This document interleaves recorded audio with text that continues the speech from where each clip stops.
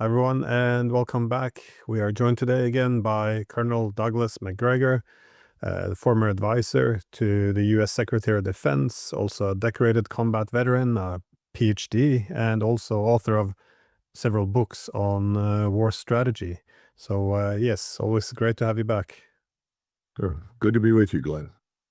So, before we get into the recent diplomatic developments between the United States and Russia, I was wondering how you interpret what's happening in Ukraine in terms of the war and yeah, specifically in terms of the front lines and military capability which yeah, persists in Ukraine. Strategically, I can't add too much to what Viktor Orban has said. And he's been very straightforward and said Ukraine has lost the war. And that's true. The Ukrainian war against Russia, which is a proxy war on the part of Washington against Russia, is lost. And if we look at current events, it's deplorable. The Russians are now advancing in a number of areas. Obviously, there are still some battles of encirclement going on where you have pockets of modest resistance left. But the bottom line is they're advancing because there isn't much Ukrainian resistance because most of the Ukrainian troops are dead. And the ones that are showing up, we know, with a few exceptions, involve a lot of old men and boys. So Ukraine is on its last legs, which is, I think, why Zelensky is running all over Europe right now, trying desperately to find somebody to provide money and equipment that will somehow or another convey the illusion that there is still a Ukrainian state that has teeth. I don't think there is. So what I see now happening is the Russians are going to move forward to the west. I don't see any reason why they would stop at this point. I think they'll move towards Zaporozhye because you've got the bridges there over the over the Dnieper, which create the opportunity for the Russians, if they decide to do it, to cross. They could head south to Odessa. They could head north to Kiev, in either case. Further north, you have some other penetrations, but let's face it, when they encounter the Ukrainians, their resistance is weak, and the fortifications, in many cases, are no longer manned because there just aren't any Ukrainian troops to man them. So I think from a purely military standpoint, this war is over. There's no question about that at all. The Russians are now deciding to what extent their goals are being met. And I think they're having a meeting with us in Alaska as a courtesy to Donald Trump more than anything else, not because there's any necessity on their part or need for it. And how do you read the recent developments that is north of Pokrovsk? Because the Russians suddenly just pushed through, I think it was so 12, 15 kilometers and through what was supposed to be a defended region. And they seemed to push just straight through and suddenly, again, there's been encirclements in the past, but now the entirety of the city of Pokrovsk and Mironograd being captured in one big cauldron. This is, yeah, unusual. I was wondering how you, well, how you explain this. Is this a collapse? Are we nearing a collapse? And what is the significance of these massive breakthroughs? Well, I think we're in the middle of the collapse right now. The Ukrainian military establishment is incapable of doing a great deal any longer. They don't have any major reserves that they can throw into the breach, and I think now, especially with their Azov units, they're husbanding those, even though those are largely Ministry of Interior units. They're holding them back, I think, to protect themselves, that is the regime, and hopefully keep it in power in Kiev. What you described is interesting because these were to be the so-called fortress cities that would be defended bitterly against the Russians. It's very reminiscent, frankly, of 1944, June and July, when Hitler declared certain states, or not states, but cities, Mogilev and others, as fortress places that would be defended to the bitter end. And it was simply impossible to do so. And a lot of people simply disobeyed his orders because they'd been defending every inch of ground for the previous year and a half to 2 years. It was a waste of time. I think that same sort of mentality has set in with the Ukrainians. And right now, many Ukrainian troops are just hopefully getting out of the way because they can't stop it. And you ask yourself, if you're a Ukrainian soldier at this point, the war is obviously lost. We have nothing to throw into the battle. So why should I sacrifice my life? What difference will it make to the outcome? I think that's the mentality that's taking hold in Ukraine. And even the most pro-Ukrainian channels are admitting to the disaster if you listen to them carefully. So I think I think this is sinking in. The question again is, uh, President Putin and his colleagues in this inner circle that is running things, they have specific goals and objectives. How many of those have been reached and how many not? It's hard for me to judge sitting where I am. I think the plan or desire or goal to annihilate the Ukrainian military establishment is largely achieved. But then you have these problems. You have the Germans, of course, who stand up and say, well, we'll provide Taurus missiles. Well, this is outrageous nonsense. That's like, you've got a wounded, exhausted soldier. He's the last man on the field. And you hand him this flamethrower and say, go at it, do the best you can. It's not going to make any difference to the outcome of the war, but it makes the people in Kiev, happy because it creates the illusion there's something left. And it also makes the globalists and neocons who are running Europe happy because they think they're still harming Russia. It's all nonsense. And I think President Putin has tried very hard to make it clear to the Germans that if they provide these Taurus missiles, they're launched from Ukraine against Moscow or St. Petersburg or anywhere else, that they will treat Germany as a co-belligerent and they will attack Germany. How, when, and where, and what, that's another matter. I hope the Germans are listening because I think the Russians are quite serious. Well, we've spoken a lot over the past 3 years about this, and you pretty much said from day one that this war was being won by Russia, even at the same time when all the media headlines were telling us that Ukraine was winning, they're winning, Putin's gonna die in his bunker, talking about how to divide up Russia, what to do after the defeat of Russia, how bad should we humiliate Russia? I mean, again, given that you're one of the people who saw this coming from the beginning, why do you think the West misjudged Russia, and what mistakes have been done on our side, that is the NATO and Ukraine side? Well, I think we have to understand that there really is no strategy on the Western side. There is a wish list. And the people in charge had decided, or decided early on in Western Europe and in the United States, that Russia presented a threat to globalism, a threat to their plans for Europe and their plans here in the United States. The same people that want the borders open and have invited millions of non-Europeans into the Western world for the purpose of essentially destroying what I would call the core populations of Europe and the United States, they're the ones that want desperately to destroy Russia. It's a very interesting connection. Now, I think it's failed. It's winding down in terms of the war with Russia. But why Russia? Well, Russia was this tasty morsel that everyone had wanted to consume back in the 1990s. When things fell apart, everyone poured in. When I say everyone, who are we talking about? Well, we talk about the financial capitalists, the people that make money through transaction fees by buying up things, dismantling them, and selling them off. People like this man Browder, who is very prominent in his criticism of President Putin. President Putin emerges at a very important point in the history of Russia, because up until that point, Russia was essentially defenseless, naked, in the face of all of these people determined to destroy it.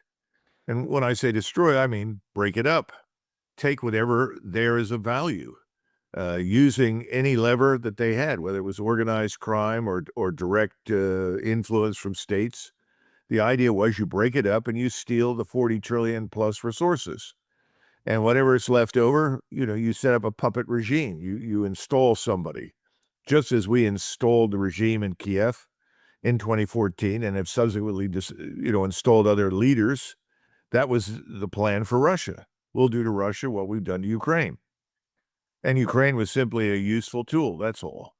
Well, that's all failed now. That's not going to happen.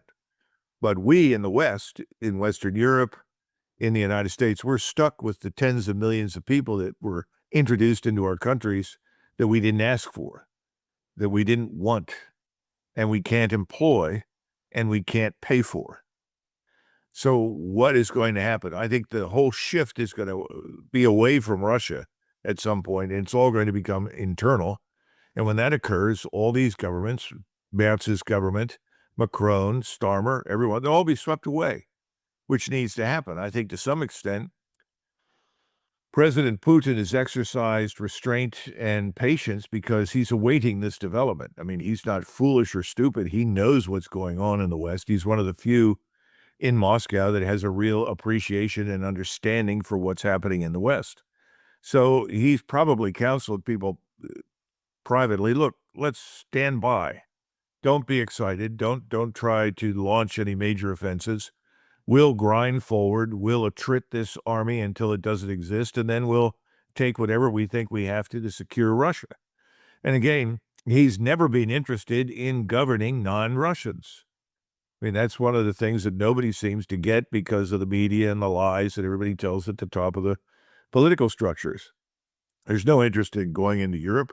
He doesn't want to rule any Western Ukrainians. I mean, that would be a headache on a scale that we can't even begin to imagine. He knows that, doesn't want anything to do with it. He's been looking for people that are willing to step up and say, look, this war is over. You get to keep what you've won, which is Russian anyway. Now it's up to us to deal with the Ukrainians. He's been hoping that that would happen in Warsaw, in Berlin, in Bratislava, in Budapest. It hasn't happened yet, but I think we're getting closer. But the reason it hasn't happened is because of us. And I think people are beginning to figure out that what kind of staying power do we have? Our financial system is very fragile. We can't sell our debt. We've failed miserably in the bond market. Now we're turning to treasury bills and turning over the investments in every 4 to 6 weeks because we can't get anybody to invest in 10 years or 2 years. Nobody wants to buy it anymore. At some point, this locomotive, this debt-financed consumption model that we've used, which has led us to a $37 trillion national sovereign debt. Beyond that, there are probably another 10 to 20 trillion in debt in other places that Americans don't even know or appreciate. The fact of the matter is that we're nearing the end, and I think there's a sense that we're nearing the end of this debt-financed consumption system. And I think Putin has waited for this to happen. He's done everything he can, along with the rest of the world, to essentially shed debt. BRICS is all about offloading American and Western debt and being debt-free.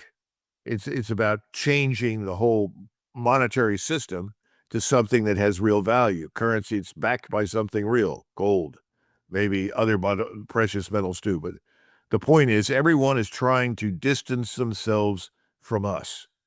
We are what we call patient zero, the original carrier of the plague. What's the plague? Well, the plague is the dollar. The dollar is poison. It's how we pass on our debt to people. So what are people doing? They are de-dollarizing.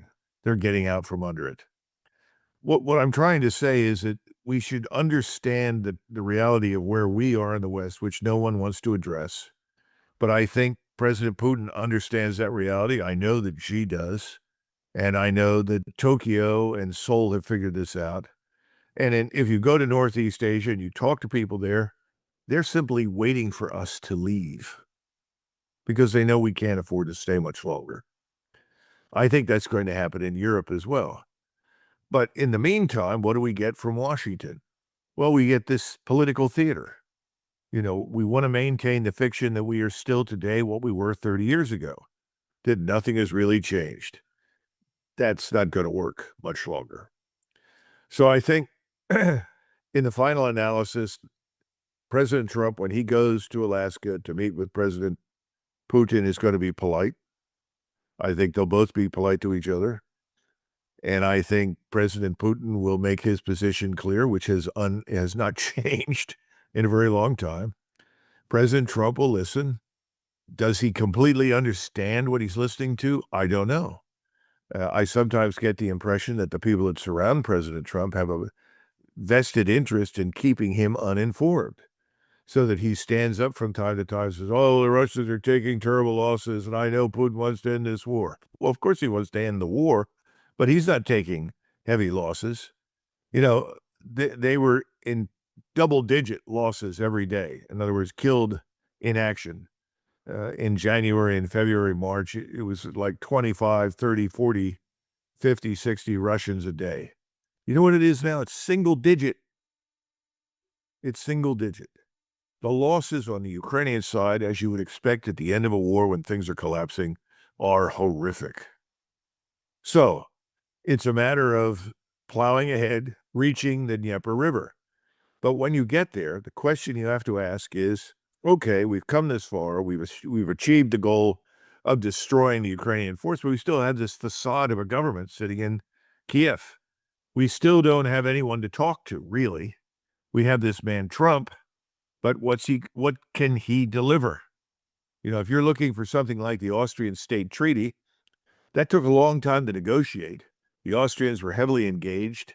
They wanted to be neutral. They wanted to be out of harm's way. Eisenhower at the time said, thank God, we can't defend all these countries against the Soviets.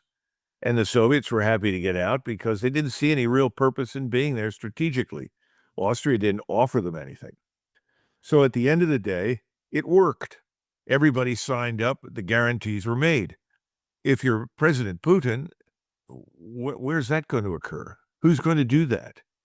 So when he goes to meet with President Trump, I think he'll be very polite, but I don't think he has any confidence that President Trump can deliver on anything. How many times have we heard President Putin tell everyone, I have known several presidents. All of them seemed like they were good people and they wanted to do things differently. And what happened? They all ended up doing the same thing. And that's what's happened with President Trump.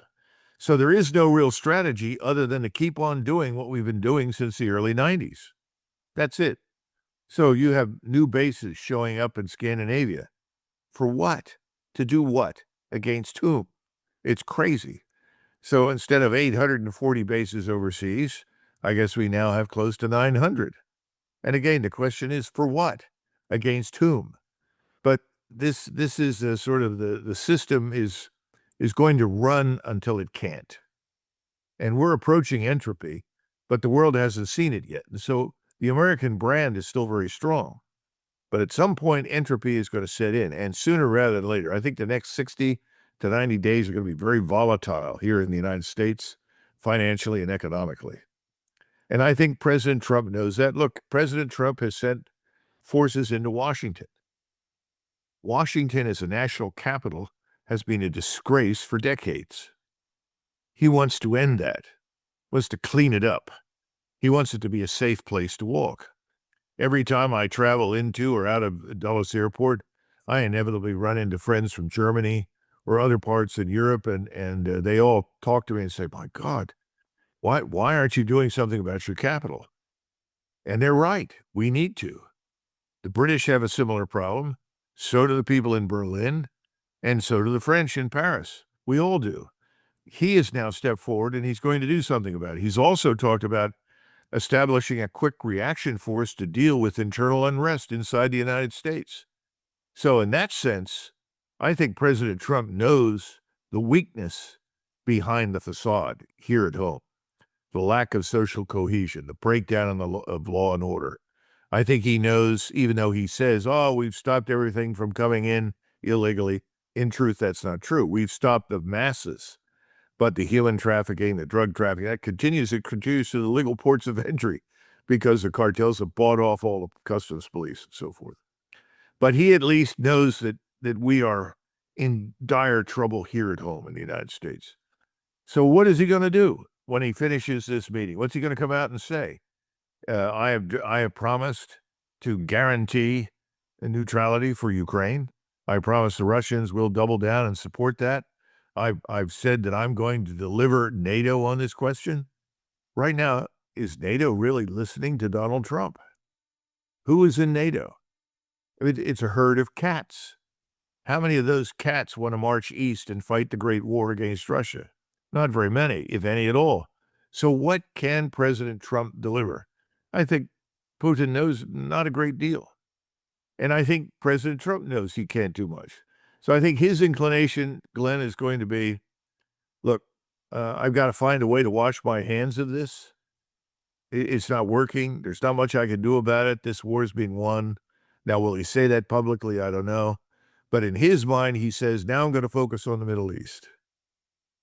But the truth is, what's happening in the Caucasus with Azerbaijan, what's happening with the corridor that runs through eastern Syria all the way up to Turkey and to Azerbaijan, as well as what's happening in southern Syria and the destruction, the subjugation of Gaza, the West Bank, and all this other business.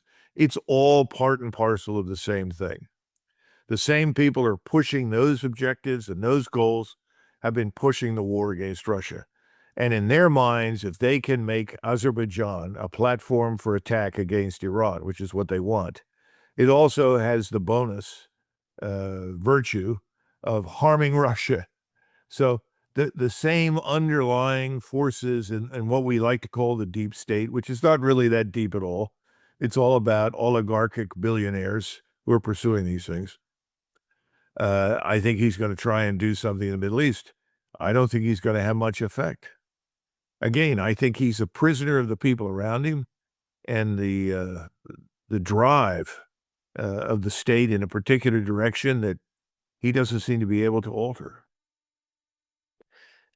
But on this determination, though, to continue to go after Russia, even now that we see that the war has been lost, how do you explain still the wider, I guess, NATO strategy? I mean, you know these people. You had a central role in the strategic planning from Kosovo to Iraq. Well, what are these people in private after because all strategic documents are kind of whitewashed a bit. But what do these people talk about in terms of what they expect from Russia? More of a wider view. What is Russia's position in the world versus ours? What is essentially behind this idea of what kind of relationship we should have with the Russians?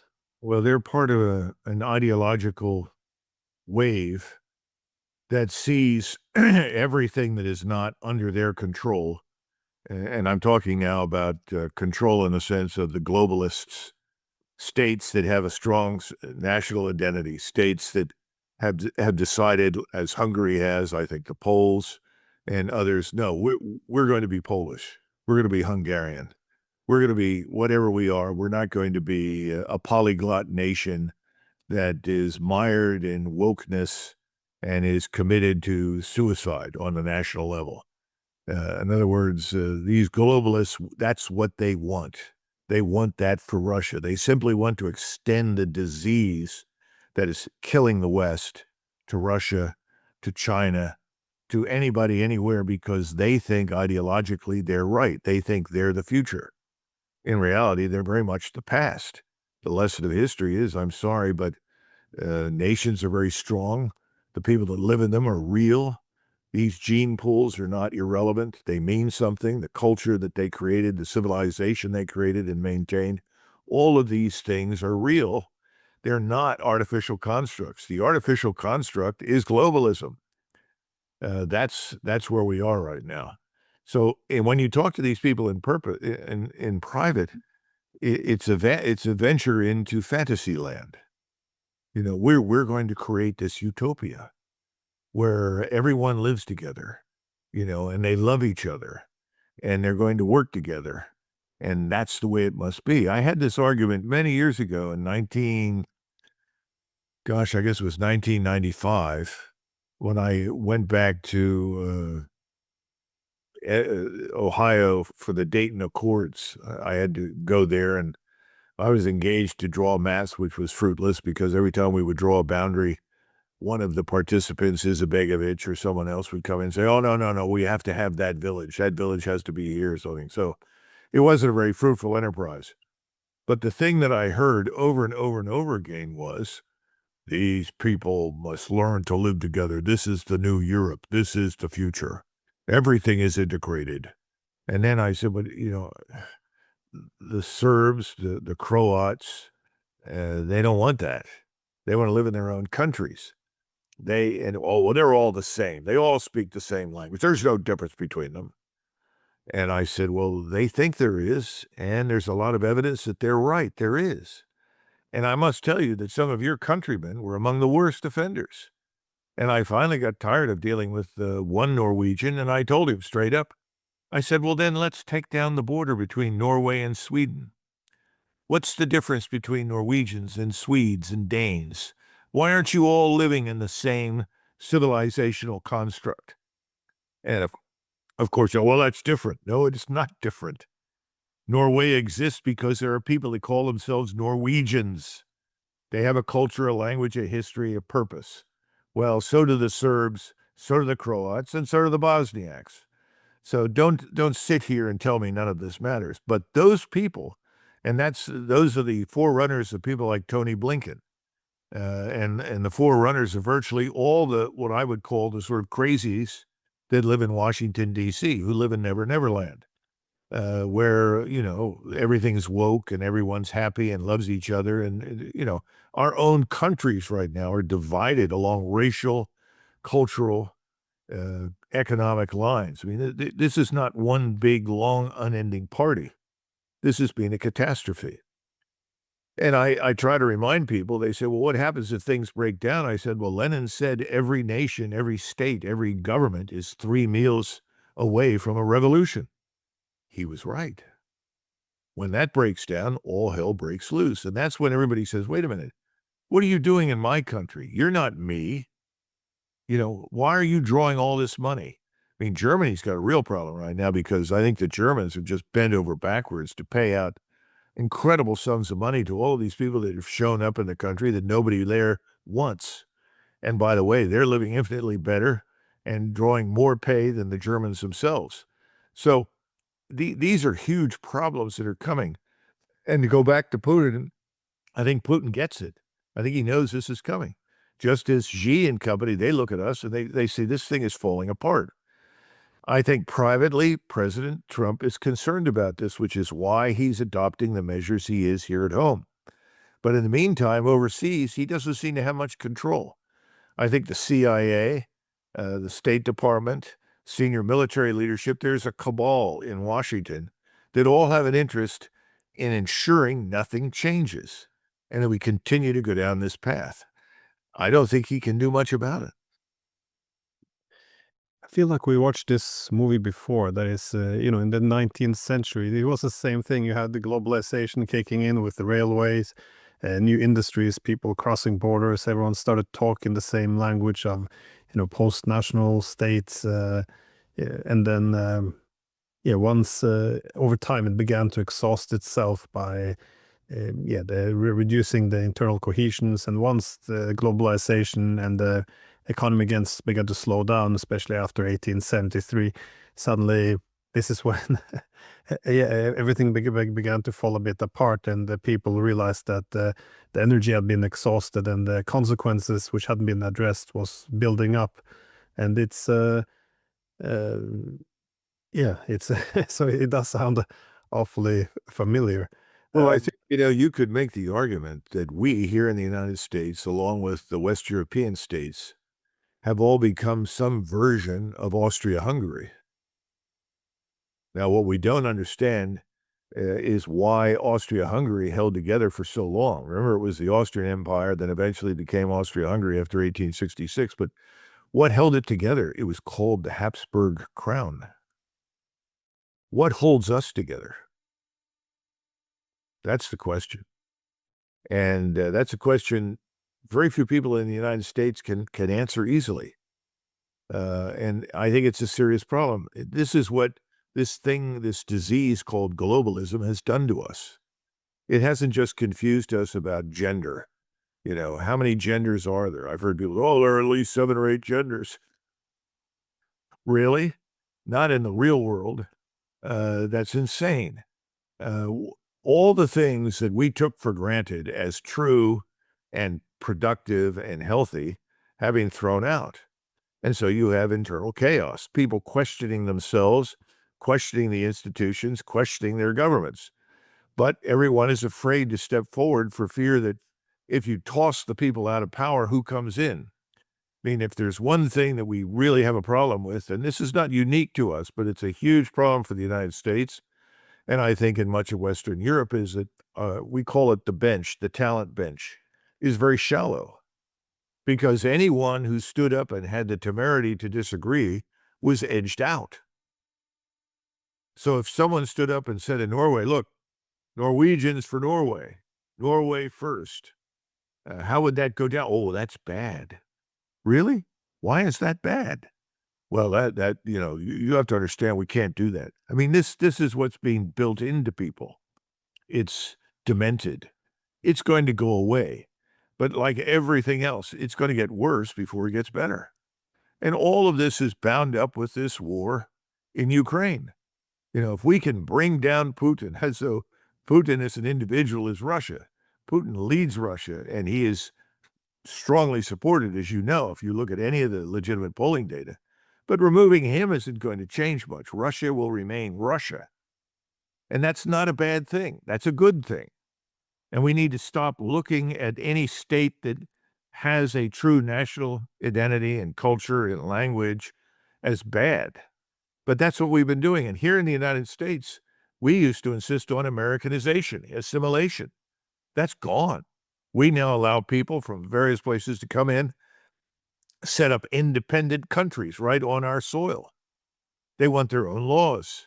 They want to take over whole cities. I mean, this is insane. This is the path to disintegration. So at some point, the pendulum swings, and I think it's swinging. It went way off to the left. It's now swinging to the right. And of course, everybody on the left is screaming, see Nazi. It has nothing to do with being a Nazi. It has everything to do with the survival of Western civilization and the national identities of the persons and the peoples that created it. But, for the moment, we're going to persist on this very destructive path. And I really think that Donald Trump is someone who is conflicted because he knows what I've said is true, and he believes that. But on the other hand, the people that have funded him, the people that control him, the people that transport him from point A to point B, the people that hand him his point papers or tell him something, they don't agree at all. They're on the path to destruction. And he looks at the various entities and the cabinet members. How many of those people are really responsive to him? And how many of them are responsive to others? I mean, this is a huge problem. I don't think it's unique to us, but it's very, very bad. So in the meantime, I think what he thinks in his mind is, I need to offload this Ukraine project, probably, so that I can focus on the Middle East, as though something good there could happen, which I don't think is the case. Yeah, well, J.D. Vance stated as much, though. He said, if the Europeans want to keep fighting Russia, they can buy our weapons, but we're done. Which is, just taking me to my last short question, which is, what is it that you think will play out in Alaska? You don't seem to have very high expectations of a deal being panned out. But again, it doesn't seem like they have a deal. Usually state leaders would come in towards the end of negotiations. But when Trump said the purpose of the meeting was to understand what Russia wants, it looks like we're at step one. But what will Putin tell Trump in Alaska? Because Trump talked a lot about territorial swaps, and Zelensky would have to sign something. I didn't hear anything about restoring Ukraine's neutrality and ending NATO expansion. But what is it that Putin will tell Trump? If you go back to the interview that Tucker Carlson conducted with President Putin, I would say almost half of that interview, maybe a little more, consisted of President Putin trying to explain to Tucker Carlson what Russia is. And it was all about Russia. Where did Russia come from? What was the ultimate origin of this state we call Russia? And who are the Russian people? And what are their interests? We have never understood our own interests. We didn't need to. We were very rich. No one really threatened us. We live on an island that lies between the Atlantic and the Pacific, with weak neighbors to the south who have spent most of their time struggling against all the forces of poverty, criminality, and misery that you could imagine. And then the people in Canada who are very similar to us and had no real incentive to attack us, and we had no real incentive to attack them. So we've lived in this insular position, very similar to Great Britain, divorced from continental Europe. So it's very hard for Americans without any background education experience for any length of time overseas to understand anybody else. So I'm sure that some of the time will be spent talking to President Trump by President Putin to explain Russia a little bit. But I don't know how much. The other thing is that you may have an opportunity for some discussion about opening talks in the future on nuclear weapons.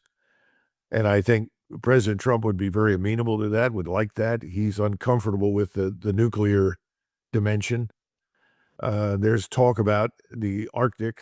The problem is there are lots of nations like your own that have coastline with the Arctic. They have an interest in that corridor that allows ships now to pass back and forth and all the mineral wealth that's there. And so I don't think you're going to get anywhere with that unless you have an Arctic conference. Everybody sits down and tries to sort out what they want and how they want to conduct things. And I think that's what President Putin will tell President Trump if he brings it up. But I think you may come out with some sort of plan to go forward in the future and come to some sort of arrangement on nuclear weapons of various types and kinds. Specifically, by the way, back to the INF, which we very stupidly and foolishly kicked to the curb of the road. But other than that, I don't see much coming out of it. And I think President Putin has done this as a courtesy to President Trump and said, yes, we'll agree, we'll meet. But at the end of the day, other than shaking hands and smiling and agreeing to future talks, specifically on the nuclear side, I think President Trump will come out and say, look, we did the best we could. This thing has to exhaust itself. Remember, he gave this stupid analogy about kids in the schoolyard beating each other up, not understanding what the hell he was dealing with in Ukraine.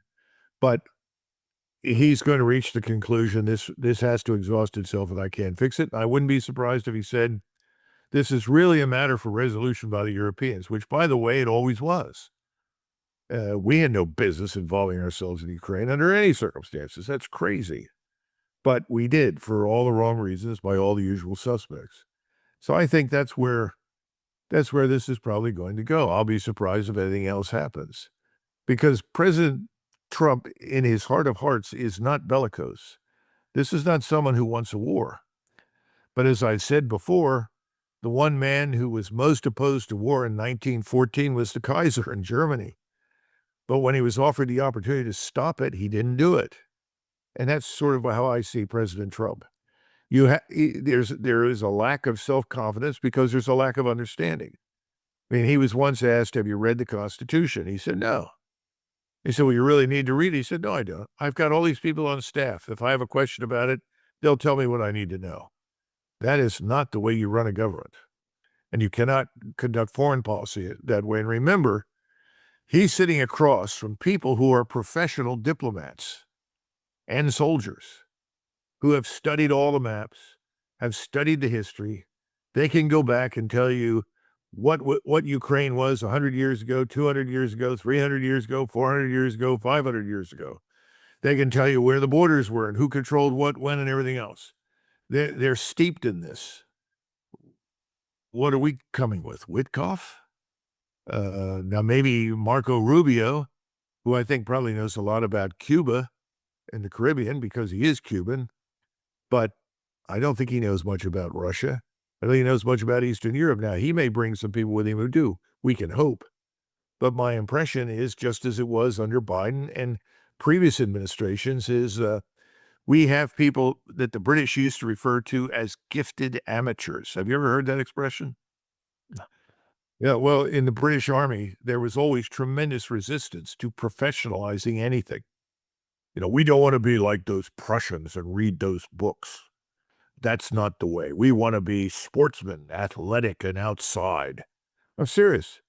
And that explains a lot of failures militarily by the British over at least the last 2 to 3 centuries. And they used to talk about, we have gifted amateurs.